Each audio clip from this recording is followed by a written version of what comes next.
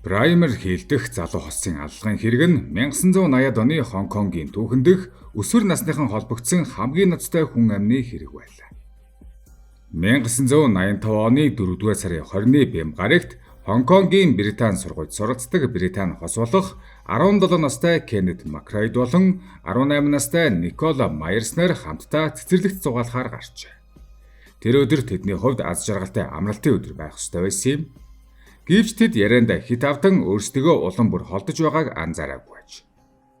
Ингээд цэцэрлэгийн цаадах эцгүй уулын бүсэд хурж очижээ. Тэд амархаар хэсэг суухаар болсон байна.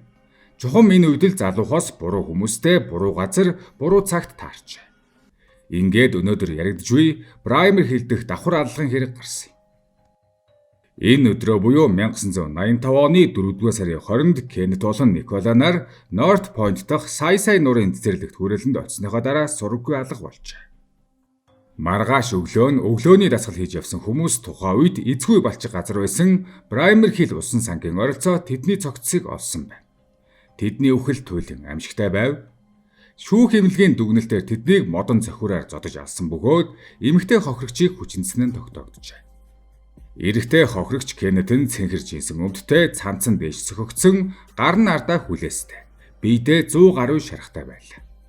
Эмэгтэй хохирогч Никола нь шаргал өнгийн цамцтай товчин задгаа тул бараг нүцгэн байдалтай байсан. Зүү нүд нь бүртгийж гарсан, доод ирэн хугарсан бөгөөд биедээ 500 гаруй гэмтэлтэй байж. Төөний төрхөөс харахад асар их шаналж хэдэн цагийн турш тэмцэлдсэний эцэст нас барсан гэж үзсэн байна. Цагдаа нар уг хэрэгт онцгой ач холбогдол өгч 600 гаруй хүнийг ууланд эрен харах ажиллагаанд оролцуулж мөн нисдэг дэрэг ашиглан агаараас хайлт шалгалт хийлээ. Тэд Николагийн юупг бугуйвч хятад хатгамалтай гутал Лондонд амьдарч байсан үеийнх нь гэрэл зургууд хөхний даруулгын товч мөн хугарсан хоёр модон сав болсон бөгөөд нэг нь цуснд будагдсан нөгөө Николагийн үсэнд орооцолдсон байжээ. Гэвч хэрэг гарснаас хойш хагас жил гаруй хугацаанд цагдаа нарт тодорхой сэжвэр олдоогүй байна. Харин эцэст нь нэгэн мэдээлэгч хөлөг онгоцсон дээр уг хэргийн гол сэжигтэн болох Пен Синий найзуудаа нэгэн гадны хүүг алсан хэмээн гайхуулж хөлөндөө угссан Кэтэн тэр гадны хүүгийнх байсан гэж хэлхийг сонсжээ. Мэдээлэгч түүнийг гэр хүртлэн дагаж улмаар цагдаад мэдээлсэн байна. Үүний дараа 100 гаруй мөрдөгч шуурхай ажиллагаа явуулж эмэгтэй хохирогчийн бие дэлгэрсэн үрийн шинг хэргийн газарт үлдсэн дотор хувцас мөн аллахын зэвсэг зэрэг нотлох баримтын тулгуурлан 1984 оны 11-р сарын 28-нд уг хэрэг толбогдсон 3 наснд хүрсэн этгээд болох Пен Сини, Тан Шихуан, Жай Вэйвэ нарыг мөн насанд хүрээгүй хамсаатнууд нь болох Ин Санлүн, Жан Юхэ нарыг баривчилжээ. Шинжилгээний дүнгээр Пен Синигийн өмсөж байсан 9 номерын кэт үнэхээр Кеннетийн байсан нь батлагдсан байна. Цагдаагийн байцаалтын явцад тэд эцэст нь 1985 оны 4-р сарын 20-ны тэр цусд бэм гарагтуулсан аимшигтай үннийг бүрэн хүлээн зөвшөөрсөн юм.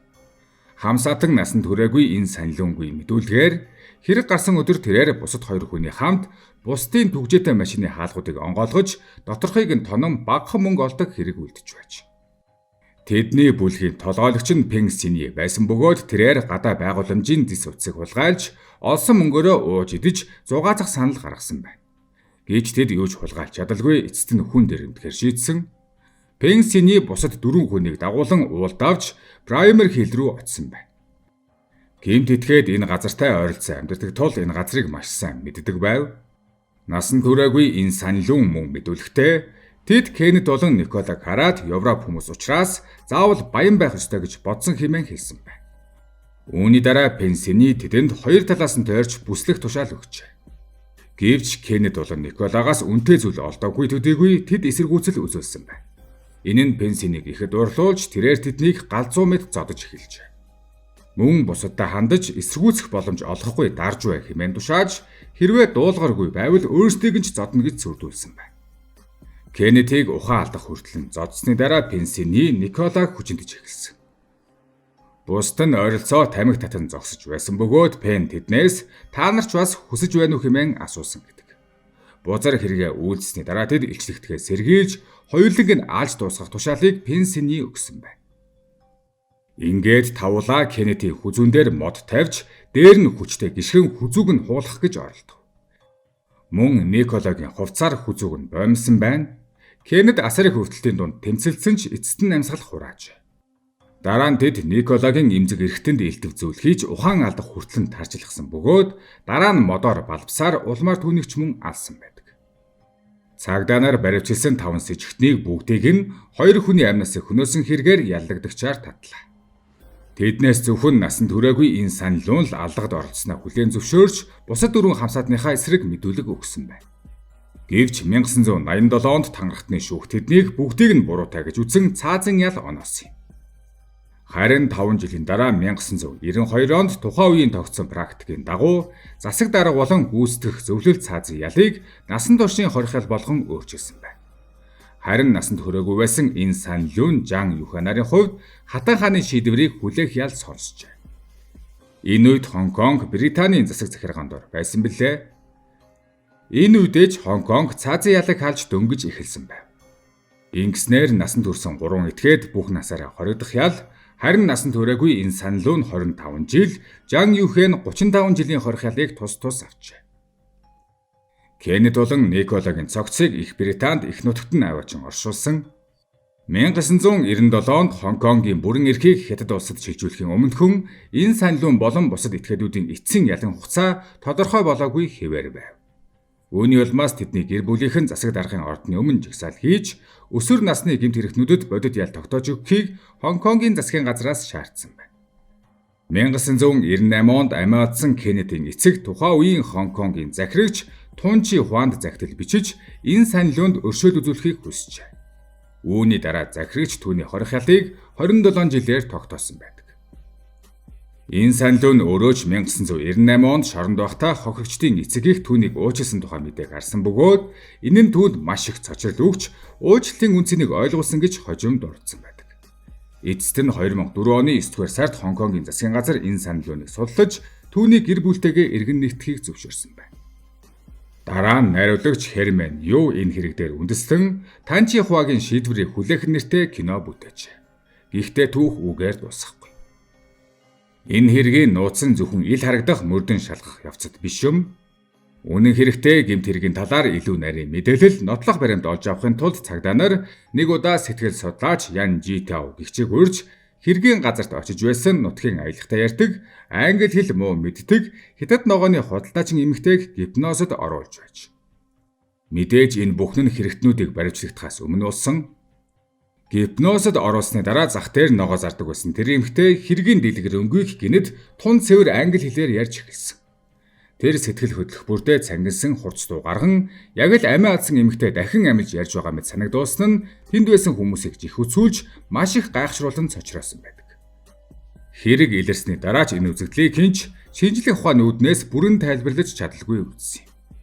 Тухайн үед түгээмэл яригдсан тайлбар нь энэ эмэгтэйг тодорхой хугацаанд хохирогч эмэгтэйн сүнс эзэмдэж өөрийн нэр төрийг цагаатгахын тулд дамжуулан ярьсан гэх ойлголт байлаа. Доктор Ян Житао нь Хонконгийн засгийн газраас хүлээн зөвшөөрсөн анхны клиник ховсдогч мөн цагдаагийн мөрдөн байцаалтанд тусаж ажилласан цорын ганц гипнозч байлаа.